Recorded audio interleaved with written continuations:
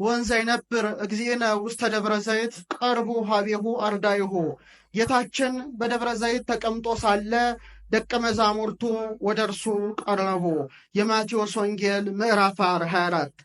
ዛሬ በመላዋ ኦርቶዶክሳዊት ተዋሕዶ ቤተ ክርስቲያናችን የክብር ባለቤት የጌታችን የመድኃኒታችን ኢየሱስ ክርስቶስ ዳግመኛ ለፍርድ መምጣቱ የሚነበብበት የሚተረጎምበት ነው። ሌሊት በተቆመው መዝሙር፣ በተሰበከው ቅዳሴ ላይ ምስባክ፣ በተነበቡት ምንባባት፣ በተነበበው ወንጌል ላይ የክብር ባለቤት የጌታችን የመድኃኒታችን የኢየሱስ ክርስቶስ ዳግመኛ መምጣት ከመምጣቱም አስቀድሞ ደብረ ዘይት ላይ በተለይ ለሐዋርያት አባቶቻችን ስለተናገራቸው ከምጽአቱ በፊት ምድር ላይ ስለሚከናወኑት ምልክቶች ቤተ ክርስቲያን የምታስተምርበት ታላቅ ዕለት ነውና ዛሬም እንደ እግዚአብሔር ቸርነትና እንደ እግዚአብሔር ቅዱስ ፈቃድ በማቴዎስ ወንጌል ምዕራፍ 24 ላይ ጌታችን መድኃኒታችን ኢየሱስ ክርስቶስ ለጴጥሮስ፣ ለያዕቆብ፣ ለዮሐንስ፣ ለእንድርያስ የነገረውን ምስጢረ ምጽአቱን እንማራለን። የምስጢር ባለቤት እግዚአብሔር አባታችን፣ እግዚአብሔር ሕይወታችን፣ እግዚአብሔር ንጉሳችን፣ እግዚአብሔር መምህራችን፣ እግዚአብሔር ፀሐያችን፣ የሕይወት እንጀራችን፣ የሕይወት መጠጣችን፣ የአውደ ምሕረቱ ባለቤት አንተ ነህና ምስጢሩን ጥበቡን ትገልጽልን ዘንድ ቅዱስ ፈቃድ ይሆንልን። የማቴዎስ ወንጌል ምዕራፍ 24 ላይ ጌታችን በደብረ ዘይት ተቀምጦ ሳለ ደቀ መዛሙርቱ የቤተ መቅደሱን ነገር ያሳዩት ዘንድ ጀመሩ። የማቴዎስ ወንጌል ምዕራፍ 23 የመጨረሻው ቁጥር ላይ ቤተ መቅደሳችሁ ይፈርሳል ብሎ ነግሯቸው ነበረና ፀሐይ ሲፈነጥቅበት ሲያሸበርቅ አይተው አቤቱ አንተ ቤተ መቅደሱ እንዴት ይፈርሳል ትላለ ብለው ወአርአይዎ ንድቀ ሕንጻሁ ያማረ የሕንጻውን አሰራር ግንቡን አሳዩት። ጌታችን ግን ምን አለ? ድንጋይ በድንጋይ ላይ ሳይፈርስ አይቀርም ብሎ በ70 ዓመተ ምህረት ላይ ቤተ መቅደሳቸው እንደሚፈርስ ነገራቸው። ያን ጊዜ እንግዲህ በእውነት ትንሽ ነገር ሲነግሩ ብዙ ምስጢር መጠየቅ ልማድ ነውና የዳግመኛ የመምጣቱን ምልክት ጠየቁት። መጀመሪያ ምልክቱ ምን አለ? ማንም እንዳያስታችሁ ተጠንቀቁ አለ። ተጠንቀቁ የሚለው ላይ አስምሩበት። ብዙዎች እኔ ክርስቶስ ነኝ እያሉ በስሜ ይመጣሉና ብዙዎችንም ያስታሉ በማለት ተናገረ። ይህንን እንግዲህ ሲያስተምራቸው እሱ ከመምጣቱም አስቀድሞ ሐሰተኞች ክርስቶሶች ምድር ላይ መጥተው ነበረ። የሐዋርያት ሥራ ምዕራፍ 5 ቁጥር 36 እንደምታነቡት ቴዎዳስ ዘግብፅና ይሁዳ ዘገሊላ የሚባሉ ተነስተው ክርስቶስ ሳይሆኑ ክርስቶስ ነን በማለት ሰዎችን አስከትለው ከነተከታዮቻቸው ጠፍተው ነበረ። የክብር ባለቤት ኢየሱስ ክርስቶስ ከቅድስት ድንግል ተወልዶ ዓለምን አድኖ ወደ ሰማይ አድርጎ ዳግመኛም በሚመጣበት ጥቂት ጊዜ ሲቀረው ደግሞ ብዙ ሐሰተኞች ክርስቶሶች ምድር ላይ እንደሚመጡ ማን አስተማረ? ራሱ ክርስቶስ አስተማረ። ብዙ ክርስቶስ ነን ብለው የተነሱ ብዙ ሰዎችን ያሳቱ ሰዎች አሉ። ተራዎቹን እንለፋቸውና በመጨረሻው ዘመን ግን 3 ዓመት ከ6 ወር ምድርን የሚያስተዳድር አንድ ሐሰተኛ ሰው ገና ምድራችን ትጠብቃለች። ኒውክለር ቢፈነዳ ምን ቢሆን ምን ቢመጣ ይሄ ሁሉ ሳይሆን ዓለም አያልፍም። ሐሳዊ መሲህ የሚባል ሐሰተኛ ሰው ይመጣል። ያን ጊዜ ግን ከባዱ ነገር ምንድን ነው? በዮሐንስ ራእይ ምዕራፍ 13 ከቁጥር 13 እስከ 14 እንደተጻፈው ይህ ሐሰተኛ ሰው እሳት ከሰማይ ማውረድ ይችላል። ከቃሉ ጋር ናችሁ? እንኳን ሰው እሳት ከሰማይ አውርዶ ዛሬ ማንም ሞኛ ሞኝ እንኳን ሰውን እየነዳ የሚሄድበት ዘመን አለ። ተመልከቱ። እሳት ከሰማይ ያወርዳል። ድንጋዮች ሁሉ በምትሃት ተአምሮ አምላክ ነው ብለው እንዲመሰክሩ ያደርጋል። በተለይ ቅዱስ ጳውሎስ ምን አለ? የእግዚአብሔር ቀን ወይም የጌታ ቀን መጣ ብላችሁ እንዳደነግጡ ይላል። ሁለተኛ ተሰሎንቄ ምዕራፍ 2 ላይ ሐሰተኛው ይመጣል አለ። የምትሃት ተአምራት ምድር ላይ ይሰራል። ይልቁኑ እኔ እግዚአብሔር ነኝ ብሎ በእግዚአብሔር ቤተ መቅደስ ይቀመጣል ይላል። ይሄ ሐሰተኛ እግዚአብሔር ከዚህ ይጠብቀን። ተመልከቱ። የምትሃት ተአምር ዓለም ሁሉ ተከተለው ይላል ዮሐንስ ራእይ በራእዩ ሲጽፍ ዓለም ሁሉ ይከተለዋልና የአውሬው ቁጥር 666 ነው። ሐሰተኛ ነው። 666 ይባላል። በእውነት የእሱ ማህተም የሌለበት ሰው እንዳይገዛ እንዳይሸጥ አድርጎ ምድርን የሚያስጨንቅበት ዘመን ይመጣልና ባለቤቱ ተጠንቀቁ፣ ብዙዎችንም ያስታሉ አለ። እግዚአብሔር ከስህተት ይጠብቀን። ዛሬ በክርስትናው ስም ብቻ ወደ 45,000 ቤተ እምነት ተመስርተዋል። አንድ እግዚአብሔር አንዲት ሃይማኖት አንዲት ጥምቀት ብሎ ብርሃነ ዓለም ቅዱስ ጳውሎስን ቢሰብክ ተመልከቱ። ጌታ የተናገረው ነገር ሊደርስ ሊፈጸም በክርስትናው ስም ብቻ ወደ 45,000 ዲኖሚኔሽኖች ተቋቁመዋል። በተለይ ከ16ኛው ክፍለ ዘመን በኋላ። ስለዚህ ትንቢቱ እየደረሰ እየተፈጸመ እያየነው ነው ማለት ነው። ሁለተኛው ምልክት የጦርንም ወሬ ትሰሙ ዘንድ አላችሁ፣ ይህ ሊሆን ግድ ነውና ተጠበቁ፣ ግን አትደንግጡ ይላል። ለዚህ ደግሞ መፍትሄው አለመደንገጥ ነው። ዳሩ ግን መጨረሻው ገና ነው፣ ሕዝብ በሕዝብ ላይ መንግስትም በመንግስት ላይ ይነሳል ይላል። እዚህ ላይ ጥያቄ መጠየቅ አለብን። የጦርንም ወሬ ነው ያለው። ጦር አንድ ነው፣ የጦር ወሬ ሁለተኛ ነው። የጦርነት ወሬ ማለት ዜና ማለት ነው። አሁን ዓለም ከተፈጠረ ጀምሮ እኮ ጦርነት አለ። ምን ያስደንቃል ልትሉ ትችላላችሁ። በእርግጥ ጦርነት የተጀመረው ምድር ላይ አይደለም፣ በሰማይ ነው። በሰማይም ሰልፍ ሆነ፣ ሚካኤልና መላእክቱ ዘንዶውን ተዋጉ ይላል። አልቻላቸውም ይላል ራዕይ 12:7 ላይ። የመጀመሪያው ጦረኛ ከሰው ወገን ማን ነው? ቃየል ነው። ወንድሙን አቤልም በምን ገደለው? በድንጋይ ገደለው። ከዛ በኋላ ሰዎች ቀስት እየሰሩ ጦር እየሰሩ ሾተል እየሰሩ ጋሻ እየሰሩ በፈረስ ጋልበው እርስ በርስ መጋደል ጀመሩ። አሁን ከፍ አለ ማለት ነው። ከድንጋይ ወዴት ሄደ? ወደ ጎራዴ ሄደ፣ ወደ ጦር ሄደ፣ ወደ ሾተል ሄደ፣ ወደ ጋሻ ሄደ።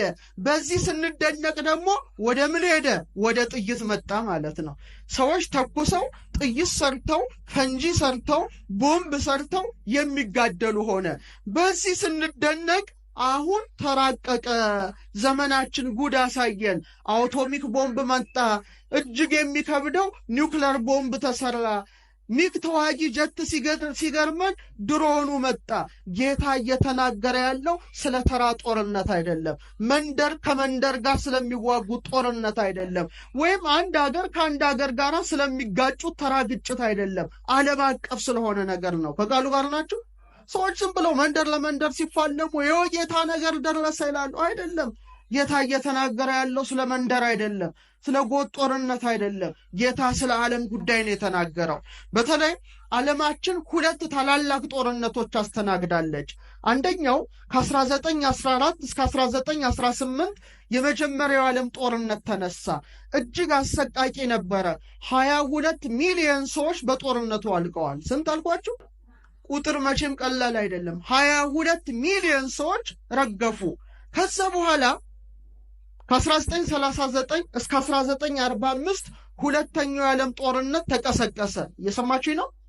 ሁለተኛው የዓለም ጦርነት ሲቀሰቀስ 60 ሚሊዮን ሰዎች በጦርነቱ ረገፉ። እንግዲህ ከአንደኛው የዓለም ጦርነት መሳሪያ የሁለተኛው የዓለም ጦርነት መሳሪያ እጅግ ይከብዳል። እንደውም በዘመኑ አልበርት አንስታይን አቶሚክ ቦምብ ሰርቶ ሂሮሺማና ናጋሳኪ ላይ አሜሪካ ጣለች። በጣም ከባድ ነበረ ውድመቱ። ብቻ በዛ ጦርነት 60 ሚሊዮን ሰዎች አለቁ። አሁን ግን ሶስተኛው እግዚአብሔር እንደው በቸርነቱ እንዳይቀሰቅሰው ቅዱስ ፈቃድ ይሁንልን እንጂ ከተቀሰቀሰ ግሎባል ሴኩሪቲ ፋውንዴሽን እንዳረጋገጠው ከ15,000 በላይ የኒውክለር መሳሪያዎች ተሰርተዋል። እየሰማችሁ ነው? ኒውክለር ስላችሁ የድሽቃና እንትን እንዳይመስላችሁ። ኒውክለር ቦምብ ማለት ከባድ ነገር ነው። 6,970 የኒውክለር ቦምብ ራሻ ታጥቃለች። 7,300 የኒውክለር ቦምብ ራሻ ታጥቃለች። ቀጥላ አሜሪካ ናት። 6,970 አካባቢ የሚደርሱ ኦልሞስት ወደ 7,000 እየተቃረበ ነው የኒውክለር ቦምብ ታጥቀዋል። ሌሎችም ሀገራት እንዳያቅማቸው 100 የታጠቀ አለ፣ 200 የታጠቀ አለ፣ አነስተኛ ቁጥርም የታጠቀ አለ። አሁን እንደምታዩት ዘመናችን በጣም ጭንቀት ውስጥ ነው። አሁን በዩክሬን ምክንያት ሀያላኑ ተፋጠዋል። እየሰማችሁ ነው? ተፋጠዋል። እኛ ምንም አይመስለን እዚህ እየኖርን እንጂ ተፋጠዋል። አይበለውና ወይ ራሻ ወይ አንድ ሀገር ቀድሞ ኒውክለር ቦምብ ተኮሰ ማለት አሁን የምናያት ሀገር ነገ የለችም ማለት ነው። ዓለም ሁሉ ይደበላለቃል ማለት ነው። ኒውክለር ዝም ብሎ አይምሰላችሁ። ብልጭታው እንኳን ሩቅ ሀገር ሄዶ ያልተተኮሰበት ሀገር ሄዶ አይንን የማሳወር አቅም አለው።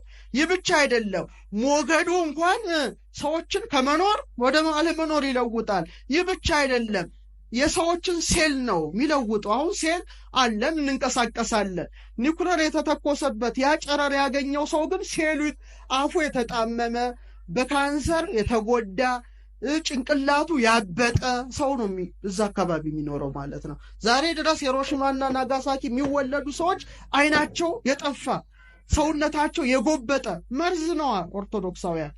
ይህ ብቻ አይደለም፣ የኬሚካል የጦር መሳሪያዎች በገፍ የተሰሩበት ዘመን ነው። እንደው አይበለውና ጦርነቱ ተቀሰቀሰ ማለት እቺ የምታዩት ዓለም ሌላ ቅርጽ ነው። እግዚአብሔር ይጠብቀን።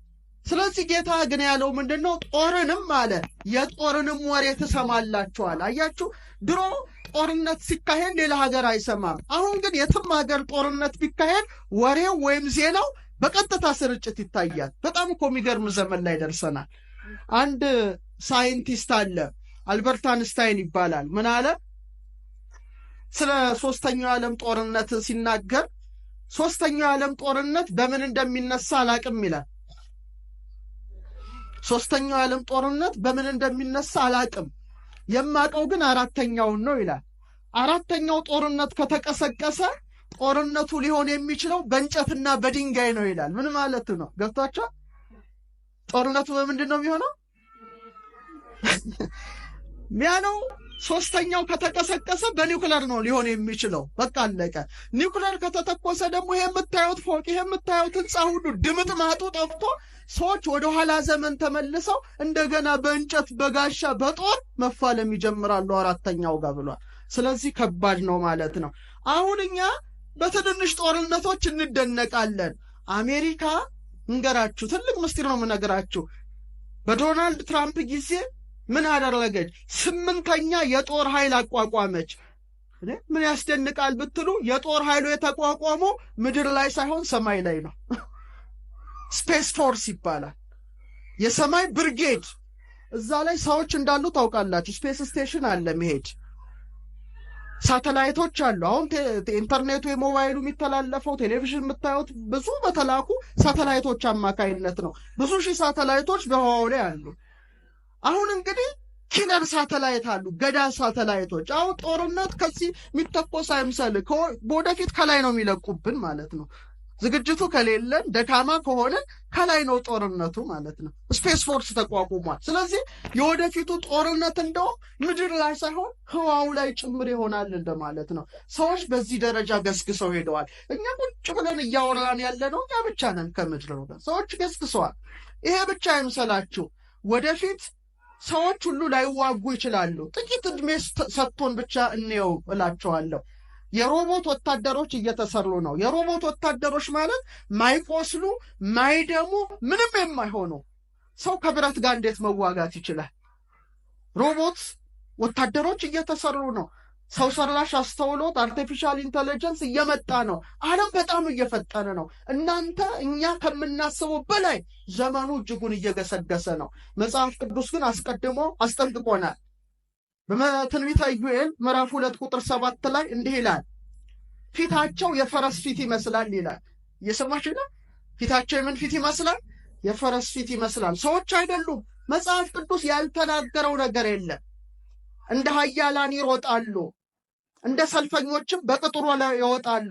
እያንዳንዱ በመንገዱ ላይ ይራመዳል፣ ከእርምጃቸው አያፈገፍጉም። ሰዎች ያልሆኑ ሌሎች ተዋጊዎች ይመጣሉ ምድር ላይ። አሁን ተዋጋ ገሌ ከገሌ እንዳትል፣ ወደፊት ሌላ አይተን የማናቀው የጦር አይነት ነው የምናየው። ከእርምጃቸው አያፈገፍጉም አለ። ሰው ቢሆን ያፈገፍጋል። አንዱ ከአንዱ ጋር አይጋፋም። እያንዳንዱ መንገዱን ይጠበጥባል። በሰልፍ መካከል ያልፋሉ፣ እነርሱም አይቆስሉም አለ ነቢዩ። ምን አይሉ? ሰው ይቆስላል፣ ይደማል፣ እነዚህ ግን አይቆስሉም። በከተማ ያኮበኩባሉ፣ በቅጥሩም ላይ ይሮጣሉ፣ ወደ ቤቶችም ይወጣሉ፣ እንደ ሌባም በመስኮቶች ይገባሉ። ምድሪቱም ከፊታቸው ትናወጣለች፣ ሰማያት ይንቀጠቀጣሉ፣ ፀሐይና ጨረቃ ይጨልማሉ፣ ከዋክብትም ብርሃናቸውን ይሰውራሉ አለ። እንደዚህ አይነት ተዋጊ ሰምታችሁ ታውቃላችሁ? መጽሐፍ ቅዱሱ ገልጦታል፣ ግን አልተፈጸመም። ምናልባት በእኛ ዘመን ሊፈጸም ይችላል። በሚቀጥለውም ሊፈጸም ይችላል። ሲስተም ናቸው ማለት ነው። አንዱ ካንዱ ጋር አይጋፋም ማለት ቀጥታ መንገዳቸውን ይዘው የሚሄዱ በአጥር ውስጥ በበር ውስጥ በመስኮት ውስጥ መሽለክ የሚችሉ የማይቆስሉ ሰው ይመጣሉ። ምኖች ናቸው እኛ እናውቅም፣ ብቻ መጽሐፉ ተናግሯል። ስለዚህ ጦርንም የጦርንም ወሬ ትሰማላችሁ ሲል ይሄን ሁሉ ማሰብ ያስፈልጋል። ቀጠለ ባለቤቱ ረሃብ ቸነፈር የምድር መናወጥ በልዩ ልዩ ስፍራ ይሆናል አለ። ረሃብ ያስደንቃል ወይ? ረሃብማ እና ያዕቆብስ በረሃብ ምክንያት ግብጽ ተሰደው የለ እንዴ? ዓለም ከተፈጠረ ጀምሮ ረሃብስ በስቶ የለ እንዴ ከአዳም ውድቀት በኋላ ቢባል ጌታችን እየተናገረ ያለው ስለ መንደር ረሃብ አይደለም፣ አንድ ክልል ውስጥ ስለተነሳ ረሃብ አይደለም፣ ስለ ዓለም አቀፍ ሁኔታ ነው። ረሃብ 10 አስከፊ ረሃቦች ምድር ላይ ተነስተዋል። 20ኛው ክፍለ ዘመን 21ኛው ክፍለ ዘመን ላይ አንደኛው ቻይና ነው። ከ1958 እስከ 1962 ረሃብ ተቀስቅሶ 30 ሚሊዮን ሰዎች በረሃቡ ምክንያት አልቀዋል። እየሰማችሁ ነው? አሁን የመጨረሻው ዘመን ረሃብን በደንብ ነግራቸዋለሁ። 30 ሚሊዮን ሰዎች አለቁ። ቀጥሎ ሶቪየት ህብረት ከ1921 እስከ 1922 9 ሚሊዮን ሰዎች በረሃብ ምክንያት አልቀዋል። ቀጥሎ ሶቪየትና ዩክሬን በ1932 እስከ 34 ወደ 8 ሚሊዮን ሰዎች በረሃብ ምክንያት አልቀዋል። ሰሜን ምዕራብ ቻይና በ1927 አካባቢ 6 ሚሊዮን ሰዎች አለቁ። ቻይና ሄናን በ1943 5 ሚሊዮን አለቀ። ሰሜን ኮሪያ በ1995 ከ99 3.5 ሚሊዮን ሰው በረሃብ ምክንያት ህይወቱ ተሰናብቷል። ህንድ ቤንጋን 7ኛ በ1943 ከባድ ረሃብ ተቀስቅሶ 3 ሚሊዮን ሰዎች እንደ ቅጠል ረግፈዋል። እግዚአብሔር ከረሃብ ይጠብቃል። 8ኛ ቻይና ሁናን በ1929 2 ሚሊዮን፣ ሶቪየት በ1946 2 ሚሊዮን፣ ካምቦዲያ በ1979 እስከ 2 ሚሊዮን ሰዎች በምን አለቁ? በረሃብ አለቁ። አሁን ማስተዋል ያስፈልጋል ማለት ነው። መጨረሻው ዘመን ላይ ግን ነው ምናቸው የሰማችሁ ነው። በመጨረሻው ዘመን ላይ ግን ዓለም አቀፍ ረሃብ ይነሳል። ይሄን ማኑ ዓለም አቀፍ ረሃብ ሲነሳ ግን እንዳሁኑ 2 ሚሊዮን ሰዎችን ብቻ የሚጨርስ አይምሰላችሁ። የምድራችንን 1/3 ነው ይዞ የሚሄደው ሲሶ ይለዋል። በተለይ በዮሐንስ ራዕይ ምዕራፍ 8 ምዕራፍ 9 ምዕራፍ 16 አንቡ 7 ስራ የሚሰሩ መላእክት ይነሳሉ በመጨረሻው ዘመን። እነዚህ ስራቸው አንደኛ አዝርዕትን፣ አትክልትን፣ የእጽዋትን ምርት 1/3 መቀነስ ነው። ሌላው የባህር ፍጥረታትን 1/3 መቀነስ ነው እና ውሃን መመረዝ ነው። አለቀ። የሰው ልጅ ውሃ ከተጠማ አትክልቶች ካጣ ከፍተኛ ረሃብ ይከሰትበታል። ይሄን የተናገረው ክርስቶስ ነው፣ ማንም አይደለም። በዮሐንስ ራዕይ ምን ይላል? ፊተኛውን መልአክ ነፋ፣ ደምም የተቀላቀለበት በረዶና እሳት ሆነ፣ ወደ ምድርም ተጣለ፣ የምድርም ሲሶ ተቃጠለ፣ የዛፎችም ሲሶ ተቃጠለ፣ የለመለመ ሳር ሁሉ ተቃጠለ ይላል። ከብቶች ሁሉ የሚመገቡት ምንድን ነው ንገሩኝ እስቲ? ሳር ነው አይደለ? የከብቶች መኖ 1/3 ከጎደለ ሰዎች ደግሞ ከብትን አርደው መብላት አይችሉም። ምክንያቱም ከብቶች በምግብ እጦት ምን ይሆናሉ? ይሞታሉ። ቀጠለ፣ የለመለመ ሳር ሁሉ ተቃጠለ ይላል። 1/3 አሁን የምታዩት አለ ሀፍ ሳይሆን 1/3 ሲሶ ይነሳል። ሁለተኛውን መልአክ ነፋ፣ በእሳት የሚቃጠል ታላቅ ተራራን የሚመስል ነገር በባህር ተጣለ። የባህር ሲሶ ደም ሆነ። በባህር ከሚኖሩት ሕይወት ካላቸው ፍጥረቶች ሲሶ ሞተ። የዓሣ ምርት በ1/3 ይቀንሳል። ይሄ ገና አልተፈጸመም። ይሄ ወደፊት ገና ምድራችን የምታስተናግደው ነው። ይሄ ግሎባል ፋሚን ነው። ዓለም አቀፍ ምንድን ነው? ረሃብ ነው ማለት ነው። ስለዚህ ያ ስራ በመጨረሻው ዘመን ይሆናል። መቼም የማይሆን ነገር የለም። ከቃሉ ጋር ናቸው አይደል? በደንብ ማስተዋል ያስፈልጋል። ቀጥሎ ምልክት አድርጎ የተናገረው ቸነፈር ነው። ጥቂቶቹን ብቻ ነው የምነግራችሁ፣ ሰዓት ስለሌለ ብዙ አልሄድም። ቸነፈር ማለት ተላላፊ በሽታ ማለት ነው። ልክ እንደ ኮቪዱ አይነት ማለት ነው። በጣም 10 ገዳይ ቸነፈሮች ምድር ላይ ተከስተዋል። ስንት? 10። በ165 ዓመተ ምህረት ትልቁ ቸነፈር አንቶኒን ፕሌግ ነው። ያ ቸነፈር ወይም ተላላፊ በሽታ እንዳሁኑ አይነት ማለት ነው ተነስቶ 5 ሚሊዮን ሰዎች ጨረሰ።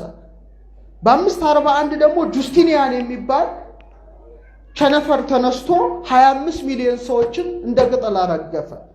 ከባዱ በ1346 የተከሰተው ነው። ብላክ ዴዝ ይሉታል፣ ጥቁር ሞት ማለት ነው። ከ75 ሚሊዮን እስከ 200 ሚሊዮን ሰዎች ነው የጨረሰው። ከባድ ነው አይደል? 200 ሚሊዮን ሰው አስቡት ጨረሰ። በ1852 ኮሌራ 1 ሚሊዮን ሰዎች ጨረሰ። በ1889 ጉንፋን 1 ሚሊዮን ሰዎች ጨረሰ። በ1910 800 ሺህ ሰዎች ረገፉ። እያለ ቀጥሎ አሁን ምን ላይ ገባ? እስቲ ስሙ ምንድነው? እሱ ደግሞ ስንት ሰው ጨረሰ? 6 ሚሊዮን ሰዎች ጨርሷል በዓለም አቀፍ ደረጃ። ስለዚህ ጌታችን ጦርነትን ተናገረ፣ ረሃብን ተናገረ፣ ቸነፈርን ተናገረ። ቀጥሎ የምድር መናወጥ በልዩ ልዩ ስፍራ ይሆናል ይላል። የመሬት መንቀጥቀጥ ማለት ነው። የመሬት መንቀጥቀጥ አንድ ቦታ አይደለም። ጌታ ያለው በልዩ ልዩ ስፍራ በቃ አለቀ። እንደውም ሉቃስ 21:11 ላይ ታላቅ የምድር መናወጥ ይላል። ሉቃስ ላይ ለይቶ ታላቅ ነው ያለው። ዝም ብሎ ተራ ነገር አይደለም። ኦርቶዶክሳውያን የምድር መናወጥ እኛ ብዙ ላናውቅ እንችላለን። ግን መሬት ተናወጠች ማለት ከተማ ሙሉ ምን ሆነ ማለት ነው? ወደመ ማለት ነው። ያው ማግኒቲዩዱ ወሳኝ ነው። ታሪክ የመዘገባቸው 6 ርዕደ ምድር አሉ። በጣም ዓለምን አስጨንቀው የነበሩ ቺንሲ ቻይና በ1556 ትልቅ የመሬት መንቀጥቀጥ ተከስቶ ቢያንስ ማግኒቲዩዱ ወደ 8 ይጠጋል። ከባድ ነው። 830 ሺህ ሰው ነው ባንዴ ሞተው። ባንዴ 830 ሺህ ሰው። ሶሪያ ነሐሴ 8 በ1138 230 ሺህ ሰው አለቀ። ሱማትራ ኢንዶኔዥያ ታህሳስ 26 ቅርብ 2004 እንደ ጎርጎሮሳዊ ዘመን ቀመር 9.1 ማግኒቲዩድ። ከባድ ነው። 9 ተሰምቶ የማይታወቅ እንግዲህ በዛ 200 ሺህ ሰው አለቀ። ኢራን በ856 200 ሺህ ሰው አለቀ። ካንቶን ጃፓን መስከረማን በ1923 142800 ሰው አለቀ በርዕደ ምድር። ጌታ የተናገረው ግን አሁንም አልተፈጸመም፣ ወደፊት ግን ይፈጸማል። ይሄ ምንድነው ብትሉኝ ራእይ 16 ከ18 እስከ 20 እንዲህ ይላል። እስቲ አብረን እንበለው። እንደው አብረን ስንል ደግሞ ይዋሃደናል። ታላቅም በሉ እስቲ፣ ድምጻቸው አይሰማም። ታላቅም የምድር መናወጥ ሆነ። ሰው በምድር ከተፈጠረ ጀምሮ እንዲህ ያለ መናወጥ ከቶ አልነበረም። ከሁሉ በለጠ። ታላቂቱ ከተማ በ3 ተከፈለች። የአሕዛብ ከተማዎች ወደቁ። ይሄን ዮሐንስ ነው የተናገረው። ሉቃስ ላይ ለይቶ ደብረ ዘይት ንባብ ላይ ማለት ነው ታላቅ አለ። ይሄ የምድር መናወጥ ገና አልተነሳም። ዓለም ከተፈጠረ ጀምሮ ያልሆነ ወደፊት ግን የሚሆን አለ። ያ ከተማዎችን ሁሉ ያወድማል። ይሄ የምታዩት ያው በጦርነት የተረፉትን የአሕዛብን ከተማዎች አፈረሰ ይላል። ታላቂቱ ከተማ ያላት አናውቃትም፣ ማን ትሆን ጊዜ ይገልጣታል። ለስንት ተከፈለች ይላል? ለ3 ተከፈለች ይላል። ይሄ ነው አሁን የመጨረሻ በሰማይ ያለው ምልክት ነግሬያችሁ በ5 ደቂቃ ትምህርት ልጠቅልለው፣ ምክንያቱም ብዙ ነው የዛሬው ምስጢር። ሉቃስ 21:11 ላይ ለይቶ የሚያስፈራም ነገር አለ።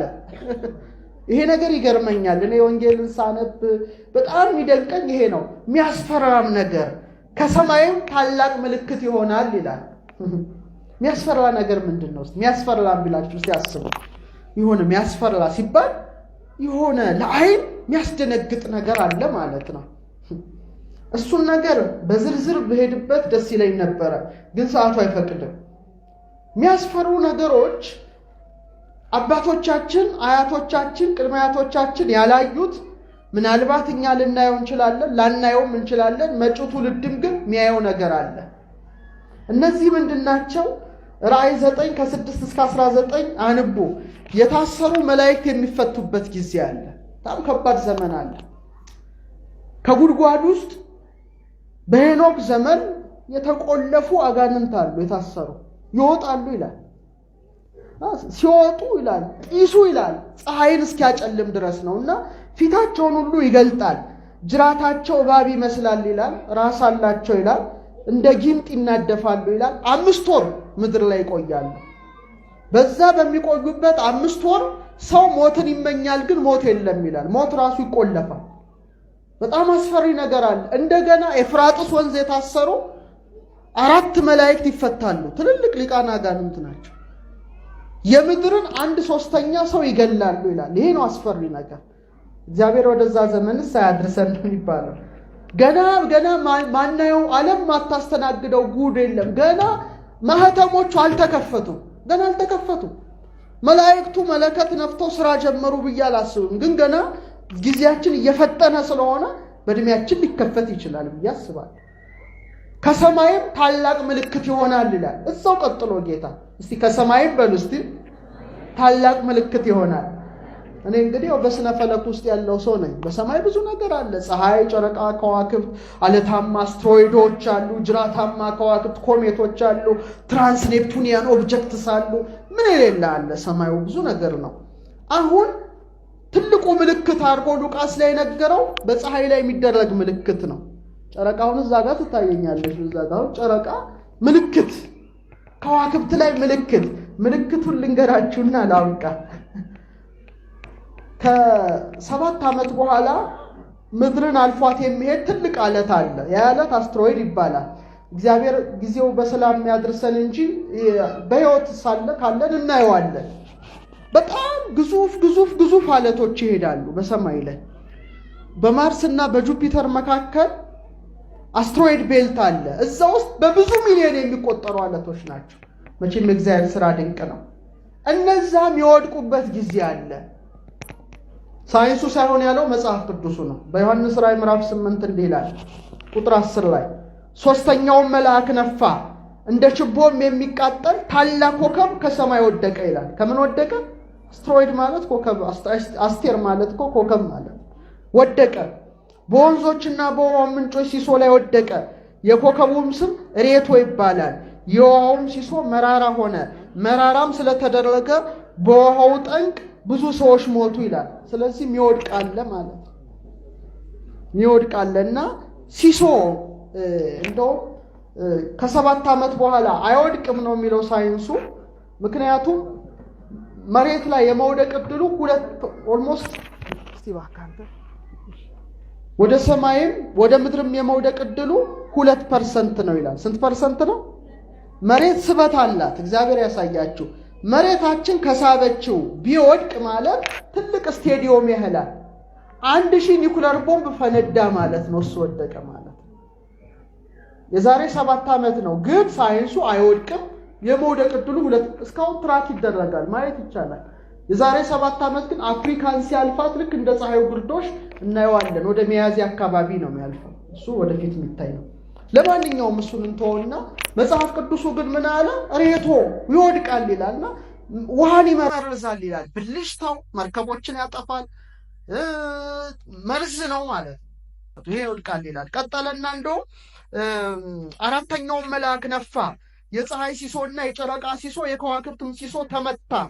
የነዚህ ሲሶ የጨልም ዘንድ የቀንም ሲሶ እንዳያበራ እንዲሁም የሌሊቱ። አሁን ምን ማለት ነው? 1/3 ይነሳል። ጊዜ ያጥራል ማለት ነው። እኔ አሁን ጊዜ እያጠረብኝ ነው። እኔ ብቻ ነው ወይስ እናንተም ናችሁ? ቶሎ መሻል ይነጋል አይደለ? ይቀንሳል ማለት ነው። ሰው 24 ሰዓት ይቆጥራል፣ ግን 24 አይደለም። ከመዓልት 4 ሰዓት፣ ከሌሊት 4 ሰዓት፣ 8 ሰዓት ቢያንስ ሲሶ ተነሳ እንደማለት ነው። በዚሁ ላይ ደግሞ የፀሐይ ሲሶ ተቀነሰ ማለት ቅዝቃዜ ተፈጠረ፣ የበረዶ ዘመን መጣ ማለት ነው። ይሄ ገና አልተከሰተም። ገና ይሄ ሁሉ ይጠብቃል ምድር ላይ። እንደውም ሉቃስ 21:25 ላይ ጌታ እንዲህ አለ፣ በፀሐይና በጨረቃ በከዋክብትም ምልክት ይሆናል። ፀሐይ ላይ ምልክት ይኖራል፣ ጨረቃ ላይ፣ ከዋክብት ላይ። እሱን አልገባበትም። በምድር ላይም አሕዛብ ከባህሩና ከሞገዱ ድምፅ የተነሳ እያመነቱ ይጨነቃሉ። ሰዎችም ይላል ከፍርሃትና በዓለም የሚመጣበትን ከመጠበቅ የተነሳ ይደክማሉ አለ። አቤት ነገ ደግሞ ምን ይመጣ ይሆን ከሰማይ? እንዲህ አይነት ጭንቀት የሚመጣበት ዘመን አለ። እግዚአብሔር ይጠብቀን። እኛ ምን አገኘን? እንደኛ ተንደላቆም ይኖራል። ገና ይሄ ምድር ታስተናግዳለች። ይሄ እኮ ገና ሐሳዊ መሲህ ሳይመጣ የሚሆን ነው። ሲመጣ ደግሞ ያለው ነገር እግዚአብሔር ያሳያችሁ ገና ነው። የሰማያትም ኃይላት ይናወጣሉ አለ። ሼክም ያደርግበታል። ይሄ የምታዩት ውሃው። ስለዚህ ይሄንን ተናገረ። ራእይ 6:12 ላይ እንዲህ ይላል፣ ስድስተኛውም ማኅተም በፈታ ጊዜ አየሁ፣ ታላቅ የምድር መናወጥ ሆነ፣ ፀሐይም እንደ ማቅ ጠጉር ጥቁር ሆነ ይላል። ፀሐይ ጠቁራ ባለፈው የፀሐይ ግርዶሽ ላሊበላ ላይ ታውቃላችሁ። ሁላችንም ቀኑንም ሰዓቱንም ለክተን ስናሳይ የነበረበት ጊዜ ነበረ። ያ አይደለም ግርዶሽ፣ ተራ ግርዶሽ አይደለም። እንደ ማቅ ጠቁር ጥቁር ሆነ፣ ጨረቃም በመላው እንደ ደም ሆነ፣ በለስም በብርቱ ነፋስ ተናውጣ ቃሪያዋን ፍሬ እንደምትጥል የሰማይ ከዋክብትም ወደ ምድር ወደቁ ይላል። ስለዚህ እነዚህ ሁሉ የሚወድቁበት ጊዜ አለ። ገና ነው። ገና ነው። ይሄ ሁሉ ገና ሳይሆን ዓለም ልታልፍ ነው ማለት ውሸት ነው። ገና ነው። ኒኩለርም ቢተኮስም ምንም ቢሆን ይሄ ሁሉ ከመፈጸም ሳይፈጸም ምድራችን አታልፍም። የሰማችሁኝ ነው። የመጨረሻ ጥቅስ ዕዝራ ሱቱኤል ምዕራፍ 3 ከቁጥር 1 እስከ 12 ዕዝራ ስለ መጨረሻው ዘመን ተገልጦለት በሰማይ ስላለው ምልክት ምን አለ? ፀሐይም በድንገት በሌሊት ያበራል። ፀሐይ በምን ያበራል? እስቲ ንገሩኝ። ፀሐይ በምን ያበራል? እንዴት ነው ጉዱ? ፀሐይ እንዴት ሌሊት ሊያበራ ይችላል? አናውቅም። ጨረቃም በድንገት በቀን ያበራል። በቀን ያበራል። ከእንጨቶችም ደም ይፈሳል፣ ድንጋይም ትጮኻለች፣ ሕዝቡም ይታወካሉ፣ ከዋክብትም ይረግፋሉ በማለት ዕዝራ ስለ መጨረሻው ዘመን ተናገረ። ስለዚህ ጌታችን በዛሬው ዕለት በደብረ ዘይት ብዙ ምልክቶችን ነው። ሌላውን እናንተ አንቡ። ለመከራ አሳልፈው ይሰጧቸዋል አለ። ሐሰተኞች ነቢያት ይነሳሉ አለ። ፍቅር ይቀዘቅዛል አለ። ወይሰበክ ወንጌለ መንግሥት ውስተ ኩሉ አጽናፈ አለ። በዓለም ሁሉ ዳርቻ ወንጌል ይሰበካል አለ። የጥፋት ርኩሰት በተቀደሰችው ቦታ ይቆማል አለ። ዓለም ከተፈጠረ ጀምሮ ያልሆነ መከራ ይሆናል አለ። ሐሰተኞች ክርስቶሶች ምትሃተኞች ይነሳሉ አለ። ከዚያች ወራትም መከራ በኋላ ፀሐይ ይጨልማል፣ ጨረቃም ብርሃኗን አትሰጥም፣ ከዋክብትም ከብርሃናቸው ይራቆታሉ፣ ያልፋሉ። ያን ጊዜ አለ የሰው ልጅ በብዙ ክብርና በሰማይ ደመና ሲመጣ ያዩታል አለ። ጌታችን አምላካችን ንጉሳችን ሕይወታችን ብርሃናችን ፀሐያችን ተስፋችን አባታችን ኢየሱስ ክርስቶስ እልፍ አእላፋት መላእክትን አስከትሎ ሰማይ በመብረቅ እየታረሰ የተሰቀለበትን መስቀል የተቸነከረበትን ችንካር ሐሞት የጠጣበትን ሰፍነግ አሲዞ ንጉሠ ነገሥት ኢየሱስ ክርስቶስ ይመጣል። ደስ ይበላችሁ፣ ክርስቶስ ይመጣል። አመስግኑት። ይመጣል። የብርሃን ዙፋን ይዘረጋል፣ ይቀመጣል። ሙታን ይነሳሉ። ሚካኤል መለከት ይነፋል። የመጀመሪያው መለከት ሲነፋ ጭንቅላታችን ካለበት ቦታ ላይ ከአቤል ጀምሮ የሞቱት ሁሉ ይሰበሰባል። የኔም ያንተም ያንቺም የሁላችንም። ሁለተኛው መለከት ሲነፋ አጥንትና ሥጋ ያለመንቀሳቀስ ትኩስ በድን አስከሬን ይሆናል። ወበሳልስ ንፋሐተ ቀር ይትነሱ ሙታን ከመቅጽበተ ዓይን። ሦስተኛው መለከት ሲነፋ ሙታን እንደ ዓይን ጥቅሻ ፈጥነው ይነሳሉ። ጻድቃን ብርሃን ለብሰው ብርሃን ተጎናጽፈው ባለቤቱ ክርስቶስን መስለው ሲነሱ፣ ኃጥአን ከፍተው ከርፍተው ዲያብሎስን መስለው ትንሣኤ ዘለሐሳር የውርደት ትንሣኤ ይነሳሉ። የክብር ትንሣኤ መድኃኔዓለም ያድለን። አለቀ። እንኳን እኛ ቀርቶ በእናታቸው ማኅፀን በውርጃ የፈሰሱት ሕፃናት እንኳን ይነሳሉ። ሁሉም ክርስቶስ ፊት ይቆማል። ወንዶች በአቅመ አዳም የ30 ዓመት ጎልማሳ ሆነን አርጅተው የሞቱት ታድሰው፣ በሕፃንነታቸው የሞቱት ጎልምሰው፣ ሴቶች በሔዋን መጠን የ15 ዓመት ብላቴና ሆነው ይነሳሉ። ሁሉም በክርስቶስ ፊት ይቆማል። የሰማችሁኝ ነው። እናንተ የአባቴ ቡሩካን ዓለም ሳይፈጠር ያዘጋጀውላችሁን መንግሥቴን ውረሱ ብሎ ቅዱሳንን በመንግሥተ ሰማያት መድኃኔዓለም ክርስቶስ ያከብራቸዋል። ፀሐይ የለም፣ ጨረቃ የለም፣ ብርሃኗ ኢየሱስ ክርስቶስ በሆነ ዓለም እስከ በሌለው ፍጻሜ እንኖራለን። ቸሩ መድኃኔዓለም በእውነት ትንሣኤ ዘለክብር አስነስቶ የመንግሥቱ ወራሾች የስሙ ቀዳሾች ያድርገን። ኃጥአንን ከኔ ወግዱ ብሎ ወደ ዘላለም ስቃይ ወደ ዘላለም እሳት ያሰናብታቸዋል። እድል ፈንታቸው ጽዋ ተርታቸው እስከ በሌለው ፍጻሜ ከዲያብሎስ ጋር መቃጠል ይሆናል። እግዚአብሔር ይሰውራል። ስለዚህ በእውነት ደብረ ዘይትን ስናስብ በጣም ብዙ ምስጢር እናስባለን። ብዙ ባስተምራችሁ ደስ ይለኝ ነበረ፣ ነገር ግን ሰዓቱ ስለሄደ ከዚህ በኋላ በእውነት ብዙ መቆየት የለብንም። ሰላም እግዚአብሔር ከሁላችን ጋር ይሆን። ያስተማረን የመከረን የአባቶቻችን አምላክ በደብረ ዘይት ምስጢረ ምጽአትን የገለጠ ዓለምን ለማሳለፍ የሚመጣው ከድንግል ማርያም የተወለደው በእግዚአብሔርነት፣ በአምላክነት፣ በፈጣሪነት፣ በመንግስት፣ በአገዛዝ፣ በስልጣን፣ በእበይ፣ በክብር፣ በኃይል፣ በክሂል ከአብ ከመንፈስ ቅዱስ ጋር አንድነት ገንዘቡ የሆነ ተቀዳሚ ተከታይ የሌለው የአብ ባህሪ ልጅ አልፋና ኦሜጋ ንጉሳችን፣ ሕይወታችን፣ ፀሐያችን፣ ብርሃናችን፣ እረኛችን ኢየሱስ ክርስቶስ ስሙ የተመሰገነ ይሁን። ወስብሐት ለእግዚአብሔር።